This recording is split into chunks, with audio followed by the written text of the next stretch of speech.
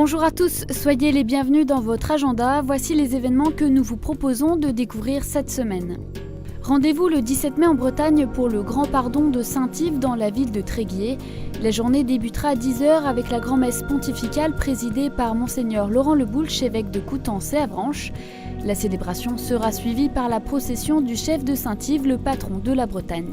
Cette journée réunira de très nombreux pèlerins, mais aussi des évêques et pères abbés des 4 coins de la région et de la province ecclésiastique de Rennes. Pour plus de renseignements, rendez-vous sur le site du diocèse http://saintbrieuc-tréguier.catholique.fr. Une journée pour vivre la Pentecôte tous ensemble. Le 24 mai, le diocèse de La Rochelle et Saintes organise sa grande fête de la parole à l'abbaye de Sablonceau. Un rassemblement diocésain unique pour découvrir la parole de Dieu autrement. Rendez-vous sur place dès 15h pour un petit spectacle. De 16h à 17h30, une marche biblique est proposée aux enfants de 7 à 12 ans. À partir de 17h30, prenez part à la grande célébration de la parole, présidée par Monseigneur Bernard Rousset.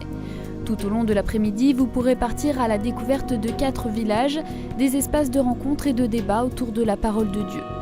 Plus de renseignements sur www.catholique-larochelle.cef.fr. Les Amis de l'Orgue de Saint-Gabriel vous convient à un concert le 10 mai à 16h à l'église Saint-Gabriel dans le 20e arrondissement de Paris. À l'occasion du jour de l'orgue 2015, la pianiste Yanka Ekimova interprétera des œuvres de Jean-Sébastien Bach, Handel ou encore César Franck.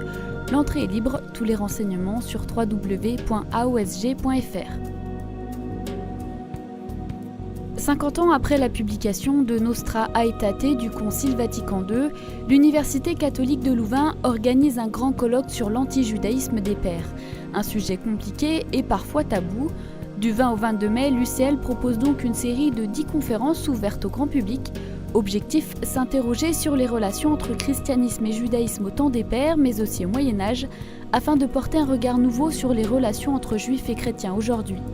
Informations et inscriptions sur www.uclouvain.be. La question des religions est une des plus sensibles parmi celles qui se posent sur le vivre ensemble en Méditerranée. Le bassin méditerranéen est pourtant porteur d'un phénomène peu connu, le partage des lieux saints par des fidèles de différentes religions. À Marseille, le MUCEM propose donc de partir sur les traces de ces lieux saints partagés à travers une grande exposition temporaire jusqu'au 31 août. L'exposition se conçoit justement comme un pèlerinage d'un lieu saint à un autre avec un objectif, bousculer les idées reçues sur le dialogue interreligieux. Pour plus de renseignements, rendez-vous sur le site du musée www.mucem.org. Et si vous aussi vous avez des informations à nous communiquer, n'hésitez pas à nous les faire parvenir à l'adresse agenda@ktotv.com ou à l'adresse postale qui s'affiche sur vos écrans.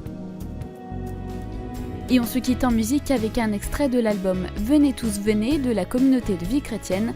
Bonne semaine à tous. Venez tous, venez, venez tous, venez, au puits de la rencontre.